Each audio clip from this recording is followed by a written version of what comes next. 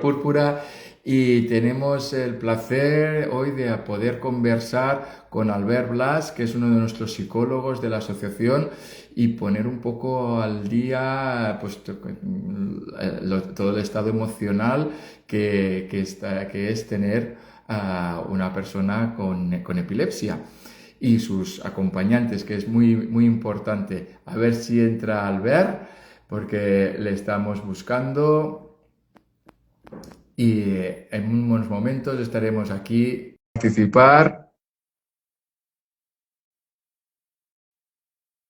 transmitir, molt bé. Ya estamos. Hombre, Perfecto. perfecto. A la primera.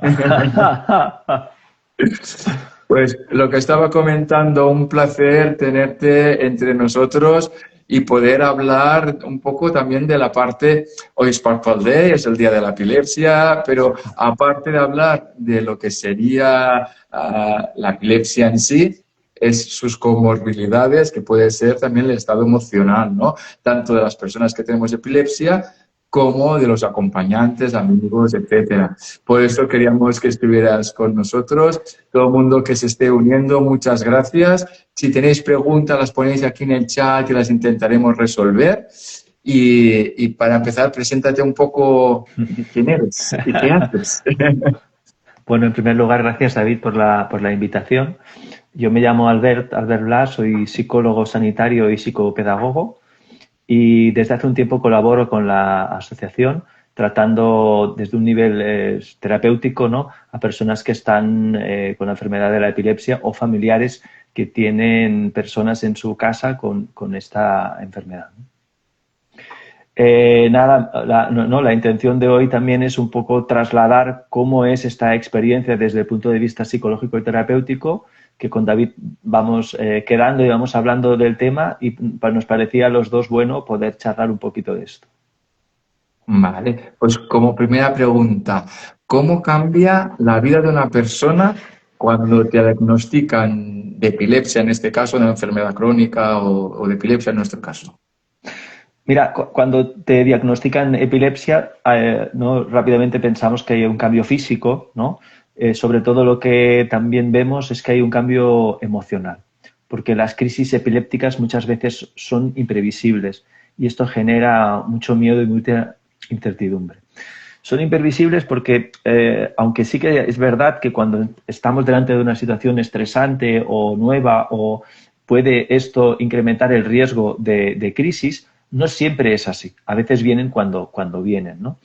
Y esto, claro, esto cuando te detectan esta enfermedad, muchas personas ya tienen una cierta edad o su vida ya organizada y de repente te viene el diagnóstico y todos los cambios que esto supone, esto genera un vivir con un miedo y con una incertidumbre muy grande y que además te cambia literalmente tu sentido de identidad y tu autoestima, porque de repente hacías una vida normal, conducías, trabajabas, lo que sea, y de repente estás muy pendiente de que venga una crisis mientras te ajustan la medicación y esto genera muchas veces mucha frustración, mucho miedo, tristeza también, ¿no? Tristeza porque de repente tu vida está cambiando y eso cambia las expectativas vitales que uno o una tenía, ¿no? Ujú.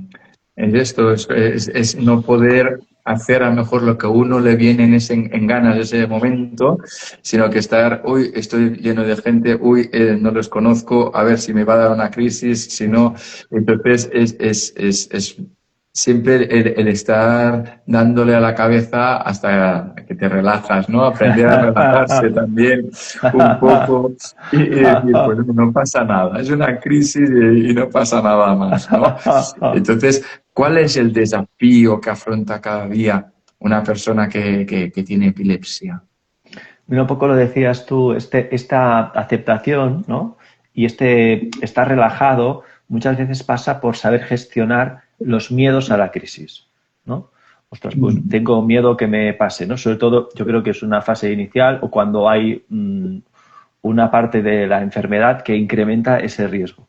Entonces, saber gestionar este miedo, saber ver qué necesitas, saberlo encarar con humor, ¿sí? Esto puede ser muy importante. También un desafío es la medicación. La medicación es cada persona que tiene epilepsia, por lo que vamos viendo, tiene un circuito cerebral particular. Es decir, que su recorrido es casi único. Y muchas veces la medicación también es única. Es decir, que a dos personas con epilepsias parecidas, por decirlo así fácil, tal vez la misma medicación no les funciona. O la dosis puede cambiar totalmente la afectación. Entonces, un desafío también para la persona es encontrar esa medicación, esa rutina que le permita gestionar eso, ¿no? Y saber un poco gestionar todo el tema de la medicación y los miedos a las crisis puede dar más confianza en uno mismo. Además de todo esto, se suma que hay mucha dificultad de memoria y de concentración. Y eso también cambia la sensación o la sensación de nosotros mismos o nuestra identidad. ¿Por qué? Porque antes, ¿no?, teníamos una manera de vivir, una manera de entender las cosas y de repente estamos también muy afectados. Y eso también genera esa inseguridad. El reto también es que entre esa seguridad a veces lo que genera es aislamiento o dependencia, ¿sí? Esto es un tema muy importante en la parte terapéutica porque muchas veces ese miedo a sufrir una crisis y quedarte invalidado hace que nos aislemos o seamos totalmente dependientes, ¿no? Y el reto está en encontrar un soporte y unas estrategias para que eso esté equilibrado. Esto que has dicho de la memoria, por ejemplo, Sí. es una cosa que tienes miedo a olvidarte de las cosas, tienes miedo a que no hayas hecho algo y esto sí que particularmente nos afecta mucho. Lo que has dicho de aislarse, Sí. es que era lo que decíamos antes, si voy a un sitio que no los conozco, ¿qué van a pensar? ¿Qué van a hacer?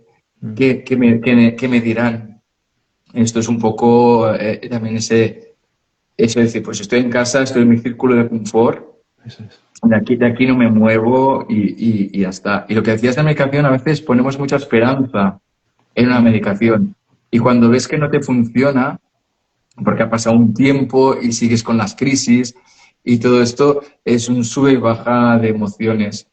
¿Cómo podemos controlar este sube y baja de emociones? Sí. No sé si es una pregunta fácil o es difícil, ¿eh? Disculpa. Mira, hay una cosa que has dicho que es muy interesante. Has dicho, ponemos la esperanza. Muchas veces lo que cuesta es ajustar las expectativas con la realidad. ¿No? Las expectativas con la realidad de cada momento o etapa que estamos viviendo, en general, pero también con el tema relacionado con la epilepsia. Es decir, puede ser que esté en una etapa donde por ajustes de medicación, por cambio de enfermedad, esté en un momento más bajito o más difícil.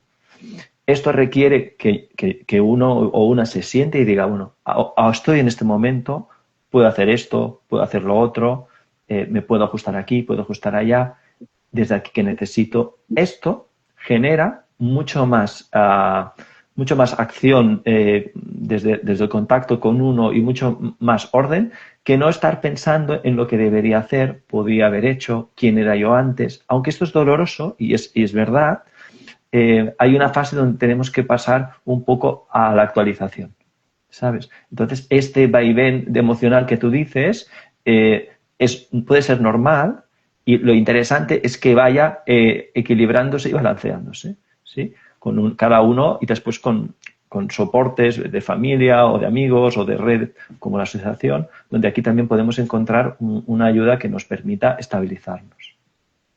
Uh-huh.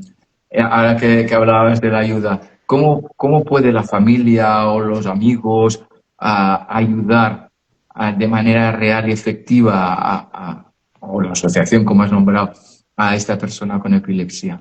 Sí. La enfermedad de epilepsia yo voy viendo que es muy difícil porque no se entiende y no se ve. Y esto en enfermedades que afectan, ¿no?, todo lo que es el cerebro o trastornos mentales, o muchas veces son grandes desconocidas. La epilepsia, además, se tiene un mito, ¿no, David? Que esto lo hemos hablado alguna vez en la televisión o en el cine, de llevar una persona que convulsiona con saliva y le pone una cuchara o un mechero, ¿no? Claro, esto dista mucho de la realidad, porque hay crisis distintas, sí que hay una así, pero puede haber otras.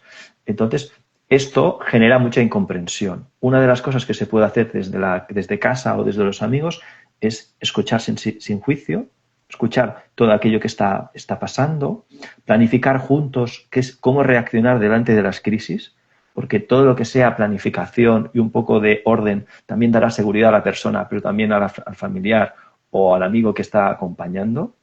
Reforzar aquello que sí se puede hacer, de verdad, no sin infantilizar, es decir, pues mira, es verdad, ahora no puedes conducir, ¿no? Porque tienes que esperar un año hasta que no tengas ninguna otra crisis, pero puedes coger el autobús, puedes ir aquí, puedes ir allá, puedes encontrar este soporte, ¿sí? De alguna forma esto devuelve el sentido de competencia a la persona y le permite ir hacia adelante, ¿no? Y luego, evidentemente, participar en grupos de soporte como es la asociación y cada vez sensibilizar más la sociedad sobre cómo reaccionar cuando hay una crisis, qué significa tener epilepsia, los diferentes momentos que esto puede tener, porque esto también ayuda a perder el miedo a exponerse o a ir a un sitio y sentirse un poco vulnerable o perdido y que haya una ayuda normalizada, ¿no? A veces cuesta pedir esta ayuda.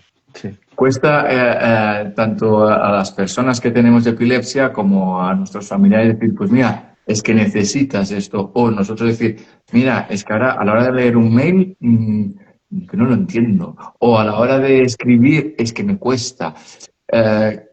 ¿Hay algún tip, alguna manera fácil de decir, pues mira, es que pues eso es una realidad, ¿no? Entonces tenemos que afrontarla de la mejor manera posible. Sí.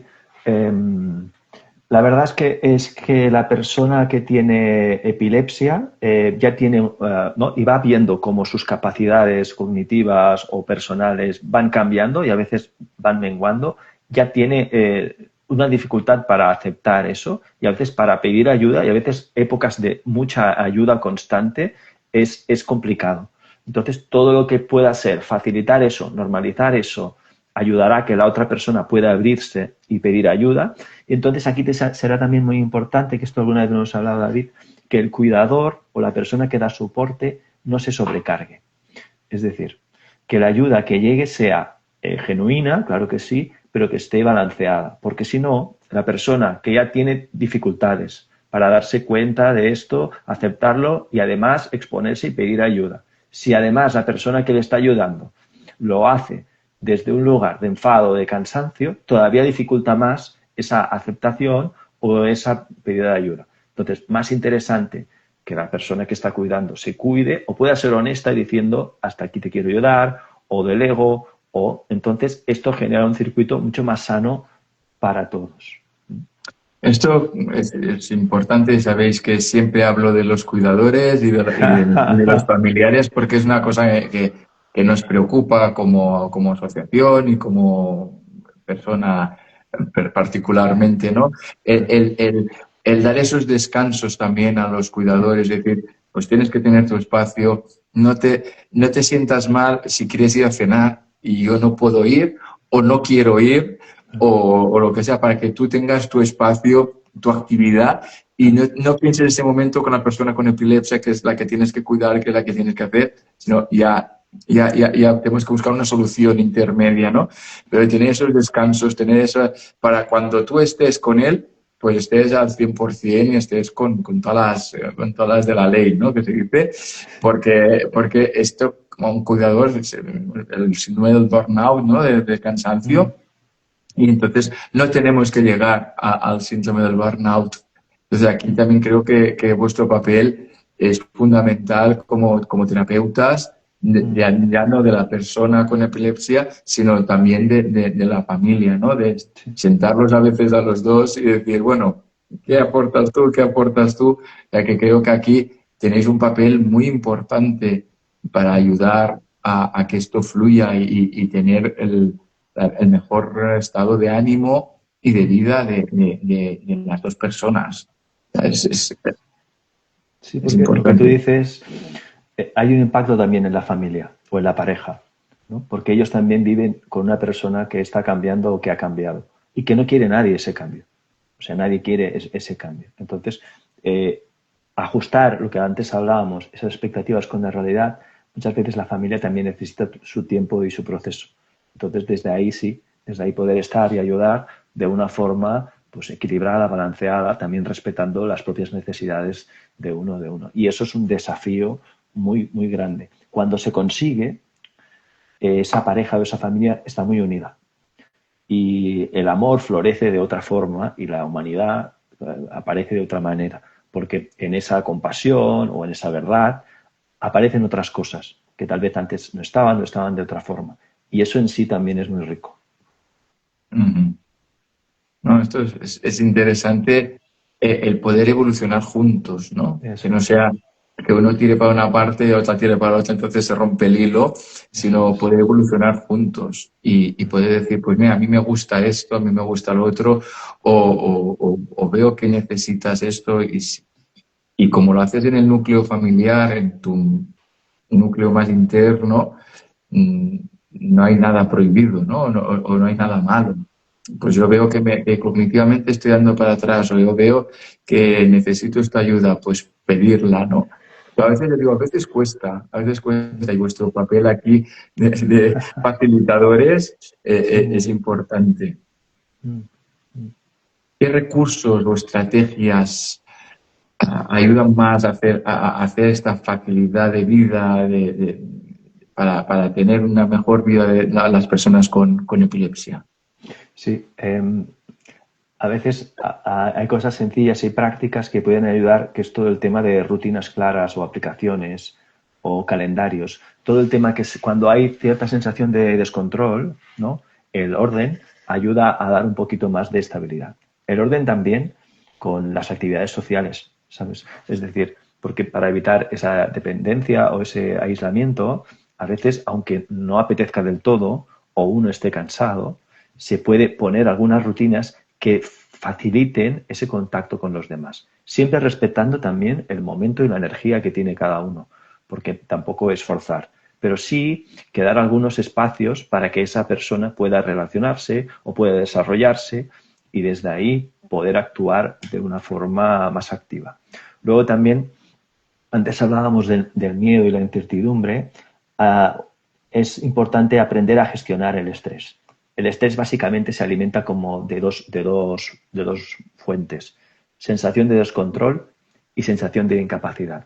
Fíjate que cuando hablamos de la epilepsia, uno no sabe cuándo va a venir el ataque y uno se pensaba que era capaz de hacer ciertas cosas y ahora esa capacidad parece cambiada o no la tiene. Claro, es un cóctel perfecto para que aparezca estrés. Entonces, volver otra vez a actualizarse. Bueno, esto no depende de mí y lo acepto.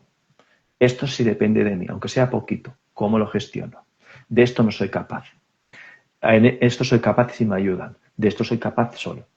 Encontrar volver a hilar eso, ¿no? Cada vez que hay un cambio en tu cuerpo o en tu estado, genera una mejor manejo del estrés y, por tanto, también menos afectación de angustia, de ansiedad, de diferentes cosas que pueden salir. Pero esto requiere una actualización que a veces puede ser compartida con la pareja, ¿no? o con la familia, ¿no? Es en ese madurar que tú decías, de decir, bueno, ¿cómo estamos? Pues mira, estamos en este punto, llegamos hasta aquí, podemos hacer esto. ¿Y tú cómo estás? Aquí y esa. ¿Qué necesitamos? Eso, que puede ser aplicable a cualquier pareja o cualquier familia, eso hace que esa familia o esa pareja dure porque está madurando, ¿no?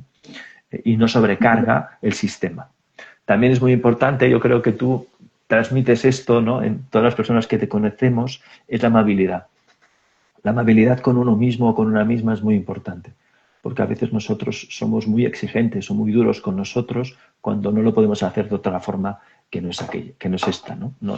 Nadie quiere estar enfermo, esto antes lo decía, ¿no? Nadie quiere sentirse incapaz, ¿no? Entonces, ser amable con uno, darse ese tiempo, cuidarse, también ayuda como recurso para poder estar más en contacto con la realidad y desde ahí hacer lo que buenamente se puede. Que si se hace desde aquí puede ser mucho, porque seguimos estando vivos y seguimos teniendo la oportunidad de conocer a muchas personas y de hacer muchísimas cosas. Tal vez de forma diferente, es verdad, pero podemos seguir generando vida o contactando con otras personas o experienciando cosas interesantes.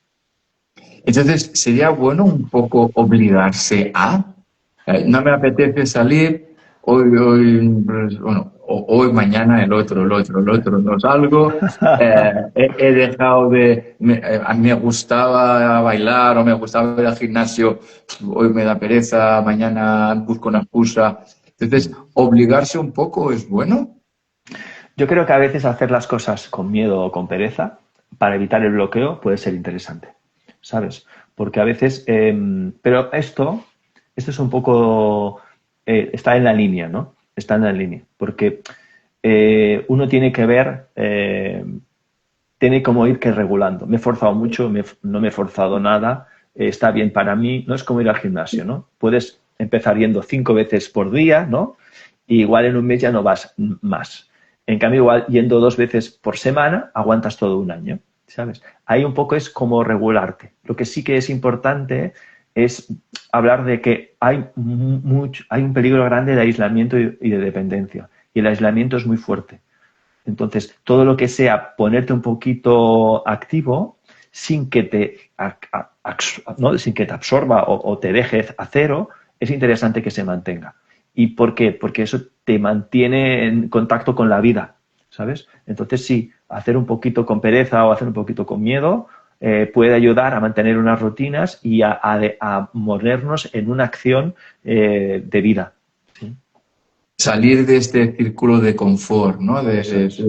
Yo voy de aquí al despacho, hablando de despacho, estamos en nuestro local, que estamos encantados de tener este local, ya 9 meses, casi es un embarazo.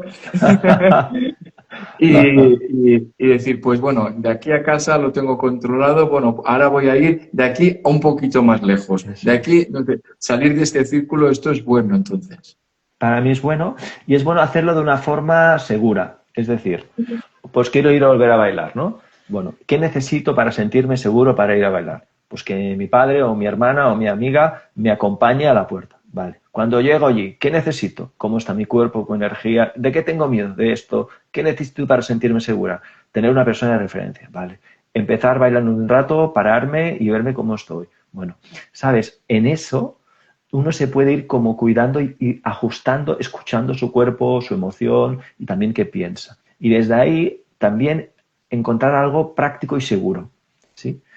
Que creo que la persona que es capaz de combinar esto y también ser honesta con decir, hoy iría a bailar, pero estoy a cero, no puedo, pues también está bien quedarte en casa. La persona que es capaz como de ajustarse y reajustarse es una persona que puede seguir teniendo una actividad de vida, aunque sea diferentes en diferentes momentos, muy buena, muy buena. Y ¿no? Cuando en psicología muchas veces se habla de los factores protectores y factores precipitantes. Un factor protector, es decir, que ayuda a que un trastorno o que a una persona esté más cerca de la salud. Uno de los factores protectores es una red de relaciones sociales buena o consistente. Sabes que esto, sé que luego hablaremos de la asociación, pero esto es un factor protector. Por tanto, quedarnos en casa y no tener esa red nos aproxima más a un factor precipitante, que pues el aislamiento, la marginación, y eso hace que los trastornos o que las enfermedades o que las dificultades sociales todavía sean más graves. Entonces, también comentarlo a la gente que tengo al lado, esto me dará tranquilidad. O sea, lo que Sí, decíamos del baile. Si yo le sí, explico a la gente que está bailando conmigo, si de vez en cuando pues me quedo así, que tengo una ausencia o tengo una mioclonía o lo que sea, no pasa nada. Mi protocolo sería este. Esto también da tranquilidad. Creo que esto a veces da miedo decirlo. sí. ¿Cómo podemos explicar esto a la gente sin que nos rechacen, sin que nos dé miedo? ¿Hay alguna varita mágica, una pastilla que nos facilite esto? Haciendo directos de Instagram, por ejemplo, sería... yo creo que la labor que se hace desde la asociación, por ejemplo, que es de sensibilización y de normalidad, esto ayuda, suma. ¿No? Nosotros estamos ahora con la asociación pensando cómo encontrar esas vías para que si una persona va a un sitio u otro ya tenga este camino hecho, estamos en ello, y tal vez encontrar un centro donde haya suficientemente sensibilidad. Es decir, igual es interesante ir a bailar a un sitio, pero el tipo de gente que te vas a encontrar, el tipo de personas que te transmite estar en ese baile. Esto también facilita que tú puedas ir, ¿no? Hay diferentes trípticos donde explica esto, que tú lo puedas explicar con cierta normalidad. Entonces, creo que lo primero es el miedo a ser rechazado o a no ser entendido. Primero uno tiene que trabajárselo a él o ella misma. También puede pedir ayuda, puede ir con un familiar, con un amigo, puede encontrar maneras. Yo creo que cuanto más veces se haga, más fácil y más normal será. Y tal vez yo voy a un grupo de música de baile donde ya va un amigo de la asociación que este trabajo ya lo ha hecho, se lo podemos agradecer y desde ahí también podemos complementarnos o apoyarnos. ¿Sí?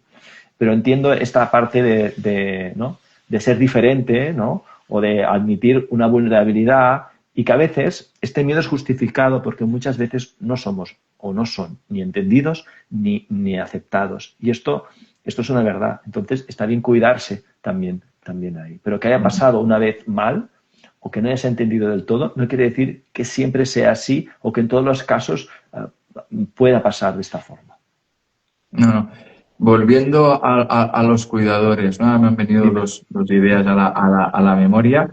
Es sentirse mal porque el cuidador es el que va a bailar, siguiendo con el ejemplo, y dejo a la persona sola en casa o dejo... por eso se tiene que cuidar también el cuidador, ¿no? Sí. Entonces, ¿cómo podemos... poner esto en la balanza y decir qué debo hacer o cómo lo debo explicar o qué pasa? Sí. Esto a veces pasa no solo con personas que tienen epilepsia, ¿no? Imagínate, ¿no? Dos papás que tienen niños, ¿no? O dos mamás que tienen niños, un papá o una mamá que tienen niños, ¿no? Y uno se toma un rato, ¿sabes? Para irse con los amigos y el otro se queda en casa con los niños, ¿no? Esto en realidad es sano, porque aquella persona sea feliz y tenga su tiempo es bueno para todos. Es bueno para los niños, es bueno para la relación, es bueno para todos.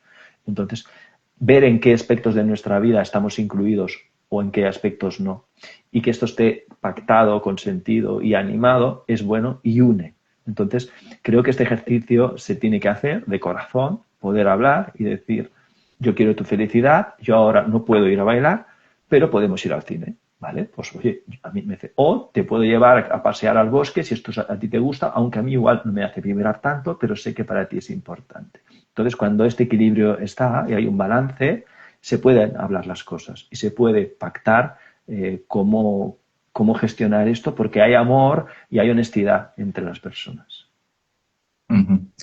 Y después la otra que me ha venido a la cabeza es esta gente que tiene crisis nocturnas, sobre todo niños pequeños, que los papás están toda la noche mirando al niño así y sufriendo, porque si me duermo, ¿qué puede pasar? Sí. ¿No? Entonces, ¿esto cómo se puede gestionar para decir que se tienen que relajar, que tienen que poder dormir, que un día sin dormir vale 2, 3, para el cuarto día sin dormir, ya, la cosa no funciona. Realmente esto es muy complicado porque la sensación de vulnerabilidad que uno tiene cuando su hijo puede sufrir de crisis, y a veces algunas son muy bestias, y de responsabilidad es muy grande. Entonces, parece que a veces este miedo lo solucionamos con el control, ¿no? Entonces, nos ponemos muy controladores. Entonces, para mí es interesante gestionar ese miedo, ver qué nos pasa, ¿sí? Y desde ahí ver qué necesitamos para poder estar tranquilos y también para poder descansar. Porque descansar por las noches será muy importante para que por la mañana esa persona esté bien por el niño, esté bien por la pareja, esté bien por él mismo, esté bien en el trabajo. Entonces, antes hablábamos de la sobrecarga, que a veces viene también de esta excesiva dependencia o control, que es natural que a veces esté, ¿no? Y que requiere también de ese procesar. Tal vez esto en una fase inicial es inevitable, ¿no? Es inevitable que esté, porque imagínate si tienes un niño de 3 o 4 años y convulsiona y tiene muchísimo miedo y tú no estás cerca o se puede caer de la cama, el control es impresionante, ¿no? Pero en la medida que uno va viviendo eso, pues pone una barrera y lo pone aquí, se duerme cerca pero al mismo tiempo no, va encontrando maneras donde puede proteger y cuidar y se puede cuidar y protegerse también. Si no, esta enfermedad se vive de una forma muy difícil, no es sostenible y además arrastra a toda la familia, ¿no? Y esto es una pena, pero a veces pasa. Entonces, desde ahí, ¿no? Intentar construir algo más equilibrado. Y lo que hablabas de los controles, y aquí hay mucha gente que dirá, sí, que nos sentimos controlados. O sea, el Claro. cuidador a veces pasa al rol de sobreproteger y no hagas, no toques, no, no, no, Sí. no, no, y recibes muchos nos. Y esto al final pienso, ya me lo dirás si es verdad o no, que entonces te va haciendo pequeño, pequeño, pequeño, Sí. y tú crees que ya no puedes hacer nada también. Mm, Entonces, el sobrecontrol no es, vamos, sobre mi punto de vista, como persona con epilepsia, tampoco no es lo adecuado, ¿no? mm, Tendríamos que buscar un poco la balanza, de decir, vale, sí, tengo epilepsia, pero no pasa nada más. mm. Esto, no siguiendo el hilo del ejemplo de los niños, en los niños también pasa que hay un punto que el papá o la mamá tiene que pensar en la autonomía. Es decir, lo que voy a hacer ahora va a promover que esta persona sea autónoma, ¿no? Porque al final la función de un padre o madre es ayudar a que su hijo sea responsable, íntegro e independiente. Entonces, las acciones que hacemos pueden estar también impregnadas de este halo, ¿no? De esta mirada. Vale, yo lo estoy protegiendo, lo estoy cuidando. A veces lo que nos pasa es que nos da mucho miedo. Entonces, lo que hacemos es sobrecontrol para evitar sentir nuestro miedo. Entonces, ese miedo es nuestro y es normal. Si yo me responsabilizo, ¿qué me pasa? ¿Qué necesito? Y entonces, desde ahí ya puedo ver el otro. Y el otro que le pasa, y el otro que necesita, que le es posible. A veces tendremos que equivocarnos, ¿no? Igual que a los niños que a veces le dejamos espacio y a veces pues se caen, ¿no? Con la bicicleta o lo que sea, ¿no? Y les ayudamos. Bueno, pues eso era parte del aprendizaje también.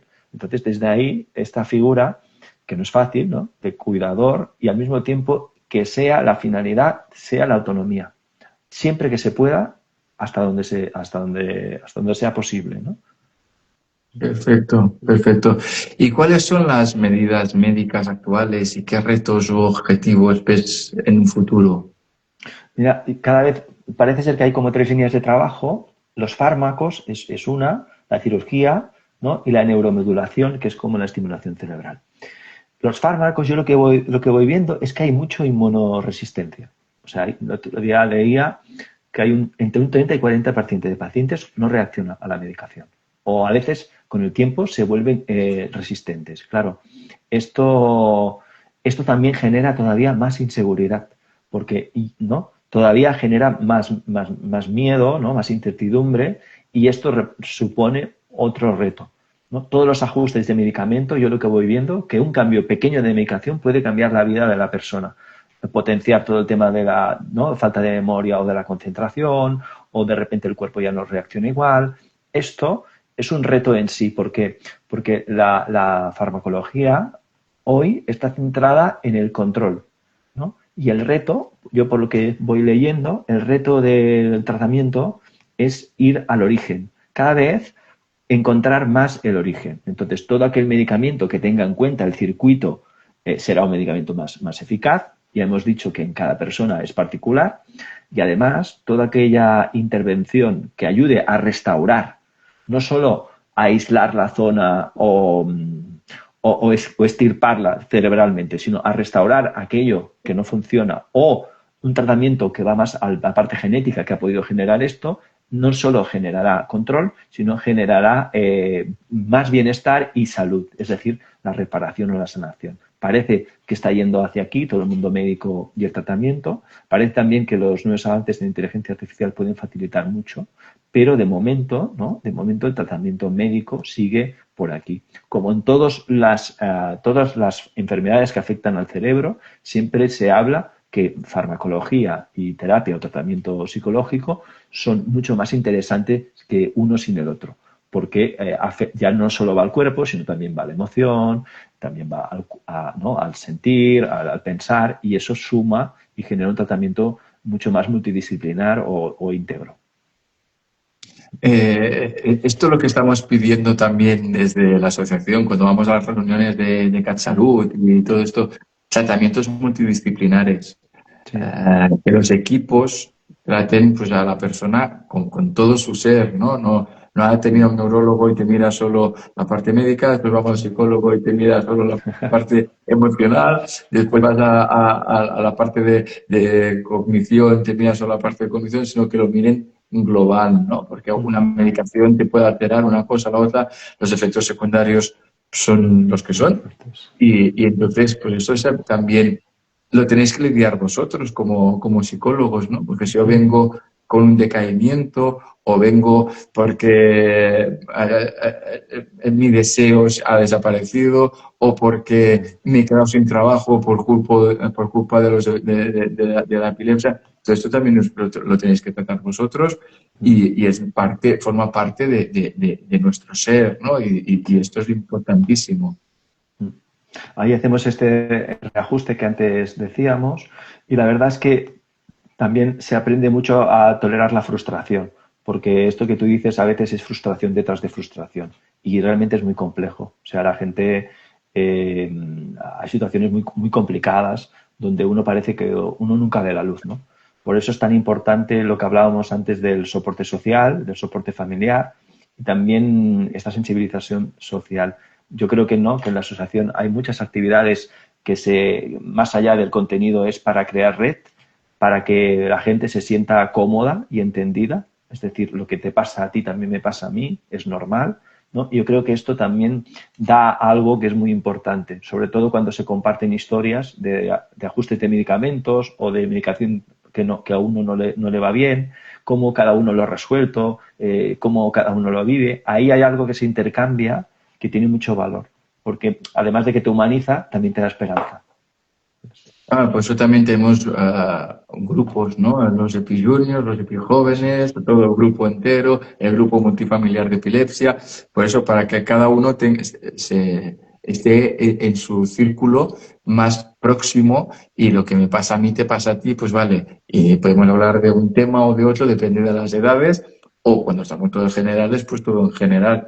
Que sea una zona de confort, que sea una zona de tranquilidad. Y aparte, como se dice, lo que pasa en Las Vegas queda en Las Vegas, lo que pasa en la asociación queda en la asociación, ¿no? Sí. Pero también lo que nos interesa es que a veces hablamos de la sociedad somos nosotros mismos, como si la sociedad fuera un ente que no me pertenece, no, no, yo soy sociedad. Por eso la asociación procuramos que haya de todas las discapacidades y sin discapacidad, que es lo que hay fuera en la calle, ¿no? Que te encuentras a todo el mundo, gente morena, gente rubia, gente con los ojos azules y gente con los ojos morenos, o sin gafas o con gafas. Pues aquí sería lo mismo, ¿no? Y en estos círculos también queremos que haya gente de todo para empoderarlos, para que salgan a la calle y no tengan esos miedos que estábamos hablando al principio, ¿no? De qué me va a pasar, qué no me va a pasar, y comentar que tengo epilepsia, pues como el que tiene diabetes o como el que tiene otra cosa, o tiene un pendiente en la oreja, ¿no? A naturalizarlo. Y tal día como hoy, como es el Purple Day, o como ha sido ya el segundo lunes de febrero, o como es el mes de la concienciación, o el 24 de mayo, estos días, soy antidías de, pero nos sirven para visibilizar, es decir, que estamos aquí y que existimos y que estamos aquí para querer hacer un mundo más inclusivo y para todos, ¿no? Pues la palabra inclusión, para todos, no gente con discapacidad, sino para todos. Y también la tarea que haces tú, ¿no, David, de ir por las escuelas y explicar un poco qué es la epilepsia y a los niños, ¿no? Que un poco desde la base ya crezcan aceptando esa normalidad y viendo también cómo se puede ayudar en esto. Porque al final, ¿no? También las nuevas generaciones que van subiendo, si eso lo ven como algo más fácil será ese romper el hielo que tú antes decías, ¿no? Ese miedo que a veces da a exponerse o pedir o decir que a uno le pasa. Así sí lo sabemos, esto sí, ¿no? Como algo así, esa familiaridad también ayuda a poder dar esos pasos que tú comentas. No, mira, venimos de una biblioteca, de explicar un cuento a niños y que lo vean como natural. Y yo veo que los niños lo cogen más natural que los adultos. Los adultos son los que tenemos ya más reticencias y mirar. pero los niños lo acogen como una cosa normal y como, vale, pues, ya, pues tienes epilepsia, pues vale, no le dan más importancia. Sí. Y lo ven como una cosa, no hay problema y ya está. ¿Qué mitos crees que deberíamos romper? Si antes hablábamos del tema de la cuchara y del mechero, ¿no? De la Mm. boca. Luego también, por tanto, una crisis epiléptica no solo es convulsionar con saliva y dar golpes a todo y después quedarte a cero. Hay otros tipos, hay otras maneras. Eso sería un mito, ¿sí? El otro mito que a veces pasa es con el tema, no solo con la epilepsia, sino con todo el tema que es algún tipo de enfermedad o discapacidad mental, ¿no? O afectación cerebral. Muchas veces la gente no se lo cree. ¿Sabes? Bueno, tú eres un vago, tú lo que no quieres es trabajar, tú lo que no quieres, mira, ahora. Entonces, creo que todo el tema que es más mental o tiene que ver con disfunción cerebral puede generar el mito de que esto no es verdad. Y esto muchas veces genera este cansancio ¿no? en la persona de pedir, de expresarse, que no ayuda a que haya un contacto real. Esto sería, para mí, algunas de las cosas a considerar. Yo creo que esto tú puedes aportar un poco más, ¿no? Sobre esto, porque tú tienes un material muy interesante en la web que habla sobre mitos también y sobre cómo ayudar en caso de crisis, ¿no?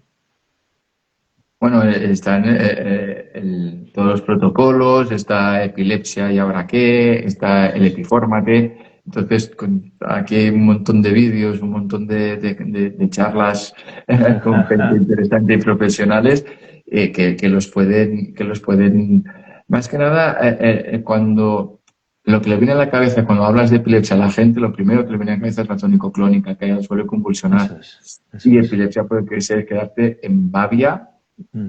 así callado y no pasa nada. O sea, Vale. hay muchos tipos de crisis, sobre todo eso yo creo que sería la crisis después de la fotosensibilidad, solo es un 2% de la gente que es Eso fotosensible. es. ¿El que molesta Eso la es. luz? No, o sí, ¿no? Pero es Mm. que es solo un 2%.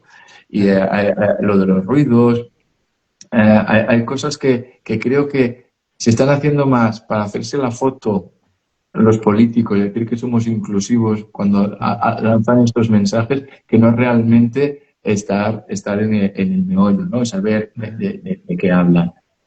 ¿Y cómo ves tú la diferencia, cómo lo viven los jóvenes y Mm. cómo lo viven los adultos o los Sí. niños? Tú que tienes todas las, tratas Todas. a todas las edades, ¿cómo ves que lo viven? Mira, son afectaciones diferentes porque en niños hay todavía, depende de qué edades, hay este no juicio, ¿no? Entonces hay Mm. algo que se acoge un poquito más. Quien lo sufren más, además, son los padres, o lo sufren también los padres, ¿no? Porque ven esa sensación de desprotección. El niño, más allá de convulsionar, quedarse desconcertado, que eso le afecte en el día a día, no hay tanto juicio.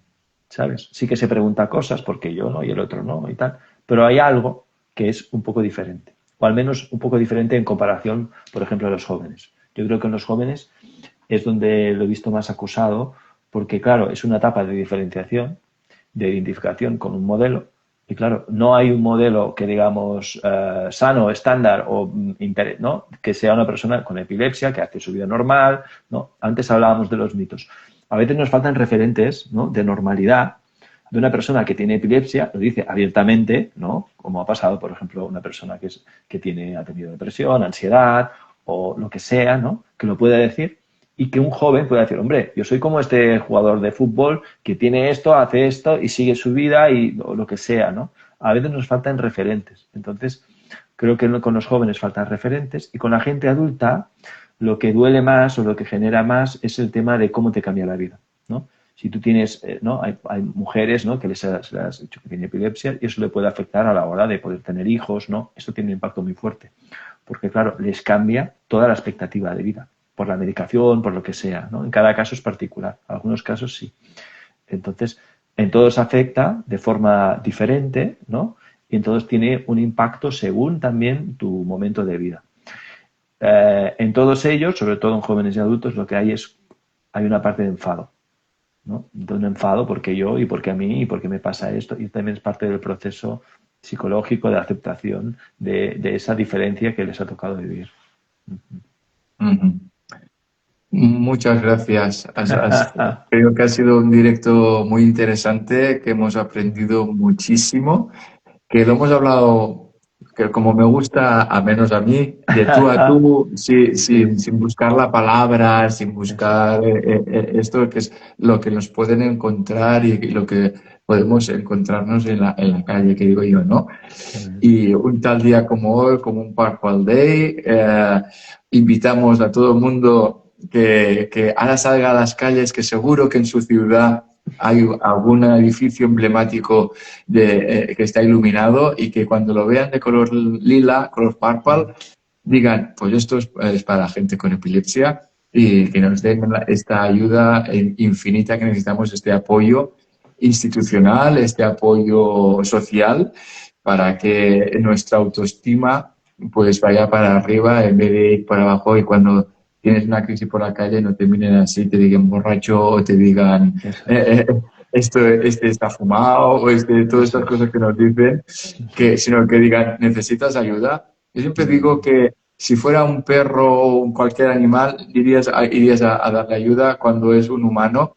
A veces le dices, no sé cómo. Y que hay gente que lo escuchamos, que tenemos crisis, pero tenemos oído, que no lo perdemos, que tenemos conciencia y escuchar esto es doloroso y a nuestra autoestima le va mal, ¿no? Y muchas gracias, repito, Albert, por este directo. Quedará aquí en nuestras redes, quedará en nuestro YouTube y hasta la próxima y gracias también por las terapias que nos haces en la asociación. Gracias a vosotros, gracias a ti. Hasta la próxima. A todos que habéis estado aquí, pues nos vemos en el próximo directo y hasta la próxima. Un saludo.